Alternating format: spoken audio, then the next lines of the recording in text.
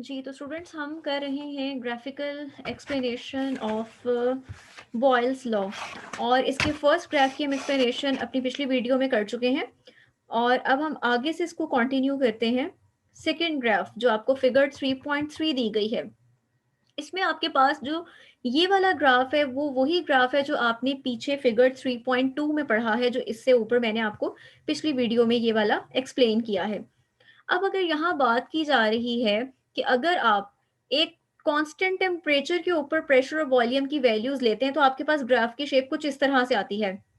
लेकिन अगर आप उस कांस्टेंट टेम्परेचर के बजाय एक और टेम्परेचर जो कि हायर है, फॉर एग्जांपल आपने 25 डिग्री ले लिया, आपने टेम्परेचर जीरो के मुकाबले में क्या लिया है, हाई टेम्परेचर लिया, लेकिन अब आपने इस 25 डिग्री को क्या रख दिया, कांस्टेंट रख दिया। उस पर आपने क्या किया, प्रेशर और वॉल्यूम की डिफरेंट वैल्यूज को प्लॉट किया, तो आपके पास ग्राफ कुछ इस तरह से आता है। आप देख सकते हो कि दोनों केसेस में चाहे आप 0 डिग्री पे ग्राफ प्लॉट करें या चाहे आप 25 डिग्री पे ग्राफ प्लॉट करें, दोनों केसेस में ग्राफ की शेप क्या है, सेम है, कर्व है और आपके पास डाउनवर्ड है। बट डिफरेंस क्या है, डिफरेंस ये है कि आपका जो ये वाला ग्राफ है जो लो टेम्परेचर पे है, वो आपके इस वॉल्यूम के एक्सिस के करीब है, और जो आपका ये वाला ग्राफ है जिसमें आपने टेम्परेचर बढ़ा दिया वो वॉल्यूम के एक्सिस से दूर है। इसका मतलब क्या है, इसका मतलब ये है कि आपने जब इस वाले के मुकाबले में जब इसका टेम्परेचर बढ़ाया, तो टेम्परेचर के बढ़ाने का भी तो वॉल्यूम पर इफेक्ट है ना। 0 डिग्री है तो इसका मतलब है कि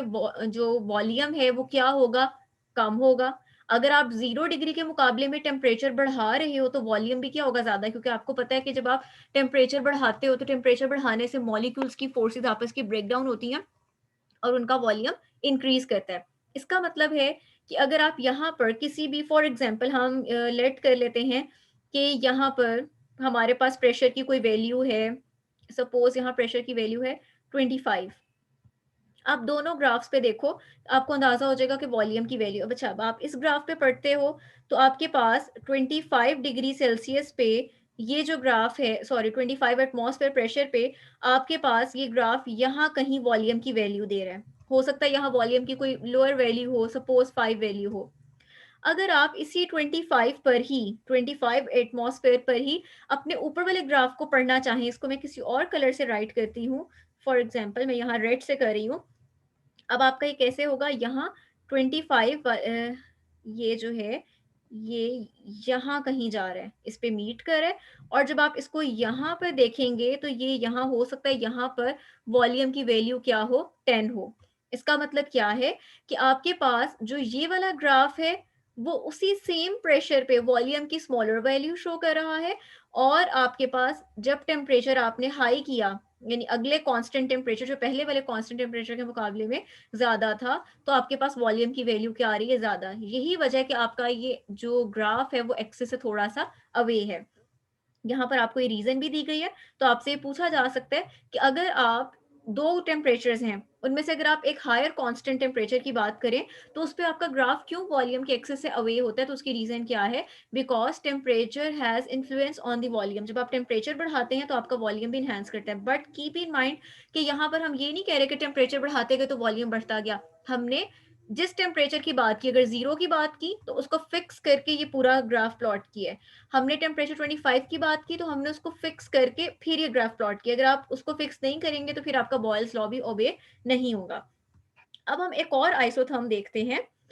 जो हमें एक और आइसोथर्म दिया गया है वो आपको दिया गया है बिटवीन P एंड 1/V। अब ये क्या है इसको हम देखते हैं। इस ग्राफ के लिए मैंने यहाँ कुछ वैल्यूज लिखी हैं क्योंकि ये ग्राफ आपका है बिटवीन 1/V और आपके पास है बिटवीन प्रेशर।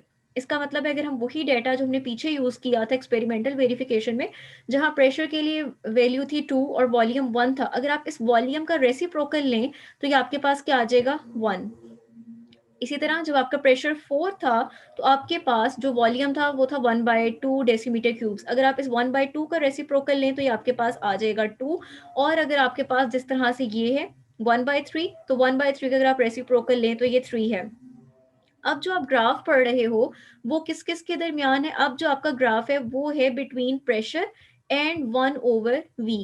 अब अगर आप इसको देखो, आपके पास यहाँ क्या हो रही है, वैल्यूज इंक्रीज कर रही हैं 2 4 6, और 1/v की वैल्यूज ये क्या हो रही हैं 1 2 3, ये भी क्या हो रही है इंक्रीज कर रही हैं। इसका मतलब है कि इनका ट्रेंड क्या है, p और 1/v ये दोनों आपस में क्या है, डायरेक्टली प्रोपोर्शनल हैं। जैसे जैसे आपका प्रेशर बढ़ता जा रहा है, ये देखो यहाँ प्रेशर बढ़ता जा रहा है 2 4 6, वैसे वैसे 1/v की वैल्यूज भी क्या होती जा रही हैं, बढ़ती जा रही हैं। इसलिए अगर आप इसका ग्राफ प्लॉट करते हो तो आपको क्या मिलेगा, स्ट्रेट लाइन मिलेगा। ये आप देख सकते हो यहाँ 1/v लिया गया है, ये आपके पास प्रेशर है एटमॉस्फेयर में। अब आप देखो T1 का मतलब ये है कि T1 कोई एक कांस्टेंट टेम्परेचर लेट किया गया है। उसके बाद उन्होंने एक और ग्राफ दिखाया है T2 पे, जो किसी और कांस्टेंट टेम्परेचर की बात की। अगर उन्होंने मेंशन किया है कि T2 ग्रेटर है T1 से, यानी T1 हो सकता है कि 0 डिग्री सेल्सियस पे आपने ये सारी स्टडी की है प्रेशर और 1/v की, और ये T2 हो सकता है कि आपने 25 डिग्री सेल्सियस पे स्टडी की है प्रेशर और 1/v की। तो ये उसको एक्सप्लेन कर रहे हैं। अब आप देख सकते हो स्ट्रेट लाइन का मतलब क्या है, ये इस तरह के ग्राफ का मतलब क्या है। फर्ज कर लें कि यहाँ पर अगर आपके पास है सपोज 5 है, ठीक है, तो आपके पास अगर आप इसको रीड करें, इसको मैं किसी और कलर से लिखती हूँ, रेड से, अगर आप इसको यहाँ पे अपने ग्राफ पे रीड करें तो यहाँ प्रेशर की भी वैल्यू क्या है, छोटी वैल्यू है, क्योंकि प्रेशर भी ऊपर क्या हो रहा है, इंक्रीज हो रहा है। इट मीन्स कि यहाँ हो सकता है प्रेशर की वैल्यू भी 5 हो। अच्छा, उसके बाद अगर आप यहाँ किसी हायर वैल्यू की बात करते हैं, अगर आप सपोज देखते हैं कि ये वाला जो पॉइंट है, इस पे देखते हैं अपने इस वाले एक्सिस को, यहाँ पर हो सकता है कि 1/v की वैल्यू फर्ज कर लें कि यहाँ 20 वैल्यू है। तो अगर आप इसके कॉरेस्पॉन्डिंग देखें कि इसके सामने प्रेशर वाली वैल्यू कहाँ आ रही है, तो वो यहाँ कहीं आ रही है। हो सकता है यहाँ 20 हो, कुछ भी हो सकता है। लेकिन यहाँ बात क्या है जो मेन, वो ये कि आपके पास जब 1/v की वैल्यू छोटी थी तो P की वैल्यू भी क्या थी, छोटी थी। जब 1/v की वैल्यू इंक्रीज हुई तो आपके पास P की वैल्यू भी क्या हो गई, इंक्रीज। इसका मतलब है कि दोनों का रिलेशनशिप क्या है, डायरेक्ट है। दूसरी चीज जो आप देख रहे हो वो ये देख रहे हो कि जो T1 और T2, यानी आपने जो दो डिफरेंट टेम्परेचर्स के ऊपर ये स्टडी की है, तो वो स्टडी जो आप हायर टेम्परेचर पे करते हो वो टुवर्ड्स प्रेशर एक्सिस ज्यादा होती है। उसकी क्या वजह है, जब आपका प्रेशर हाई होगा तो आपका वॉल्यूम क्या होगा, कम। वॉल्यूम कम होने का मतलब है कि 1/v क्या होगा, ज्यादा होगा, जिसकी वजह से अगर आप इसको भी उसी तरह से चेक कर सकते हो जैसे आपने इसको प्रीवियसली देखा है, उसको आप किस तरह से चेक करेंगे, इसको मैं ग्रीन कलर से शो करती हूँ कि फॉर एग्जाम्पल अगर आप 1/v की वैल्यू को देखते हो इस वाले पर, इस अपने कम टेम्परेचर वाले ग्राफ पे, तो वो वैल्यू यहाँ कहीं आ रही है। लेकिन अगर आप इसको, अब मैं इसको रेड से लिखती हूँ, लेकिन अगर आप इसी वैल्यू को 1/v को देखते हैं T2 वाले ग्राफ पे, तो वो देखिए वो प्रेशर की हायर वैल्यू के सामने आ रही है। तो उसकी वजह क्या है कि आपके पास चूंकि उसका प्रेशर बढ़ाने से वॉल्यूम बढ़ा, तो उसके 1/v की वैल्यू भी उसके कॉरेस्पॉन्डिंग क्या होती जाएगी, कम होती जाएगी। यही बात आपको यहाँ पर बताई गई है कि जैसे जैसे आप टेम्परेचर बढ़ाते हैं T1 से T2 पे और आपके पास फिर उसको कांस्टेंट रखते हैं, तो आपके पास ग्राफ क्या होता है, स्ट्रेट लाइन आती है। लेकिन ये जो स्ट्रेट लाइन आती है वो किसके क्लोज होती है, वो प्रेशर एक्सिस के क्लोज होती है। अब हम एक लास्ट ग्राफ देखते हैं। जो आपका लास्ट ग्राफ है वो दिया गया है बिटवीन PV एंड P। अब इसमें आप अगेन जो हमने पहले वैल्यूज लिखी थी वो देखेंगे कि जिसमें आपने लिखा था कि अगर आपके पास यहाँ प्रेशर है और आपके पास यहाँ पर वॉल्यूम है और आप उनका प्रोडक्ट लेते हैं PV, जो कि किसके इक्वल था, K के इक्वल था। आपने यहाँ देखा था कि जब आपके पास प्रेशर की वैल्यू थी 2 तो आपके पास वॉल्यूम था 1। जब आपका प्रेशर था 4 तो आपके वॉल्यूम की वैल्यू थी 1/2। ये आपने एक्सपेरिमेंटल वेरिफिकेशन में पढ़ा था। जब आपके प्रेशर की वैल्यू 6 थी तो आपके वॉल्यूम की वैल्यू थी 1/3। अब इनका जब आपने प्रोडक्ट लिया था तो वो क्या था, 2 था, इधर भी 2 था और इधर भी 2 था।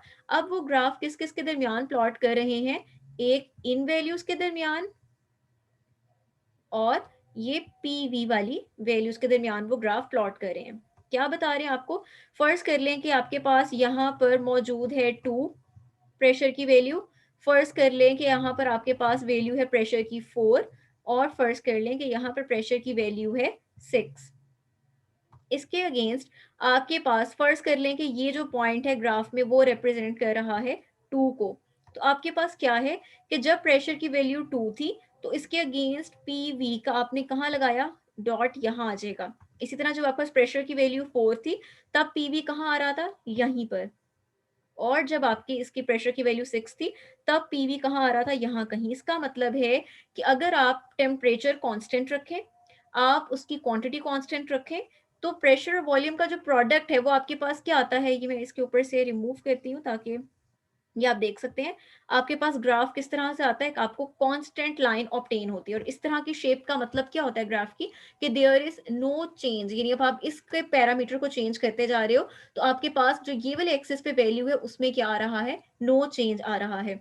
और इससे आपको अंडरस्टैंड करने में क्या है कि आपको यहाँ से पता लगता है कि बॉयल्स लॉ जो है वो एप्लीकेबल है आइडियल गैसेस पे।